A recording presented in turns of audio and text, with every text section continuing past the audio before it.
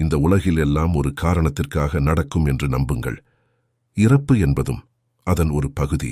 இறந்தவர் இனி உங்களை பார்க்க முடியாது என்றாலும் அவர்களின் நினைவுகள், அன்பு உங்களுடன் என்றும் இருக்கும். இந்த இழப்பு எனக்கு மட்டுமில்லை, அனைவரும் என்றோ ஒரு நாள் அனுபவிக்கப் போவதுதான் என்பதை உணருங்கள். நீங்கள், நம்மை சார்ந்தவர்கள் சாராதவர்கள் யாருக்குமே இந்த உலகத்தில் நிரந்தர இடம் இல்லை என்பதுதான் இயற்கையின் நியதி. இதை ஆழ்மனதில் உணர்ந்துவிட்டால் இந்த நீங்கள் நிகழ்காலத்தில் உங்களுக்கென இருக்கும் கடமையை செய்ய தொடங்கிவிடுவீர்கள். உங்களை தேற்ற உங்களால் மட்டுமே முடியும். இப்போது உங்கள் மனதில் இருக்க வேண்டியது எல்லாம், நமக்கான முடிவு காலம் எப்போது என்று தெரியாது.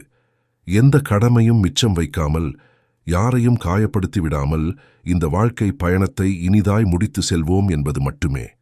நாம் எல்லோரும் முன்பிறவி கர்மாவை கழிக்கவே இங்கு வந்துள்ளோம்.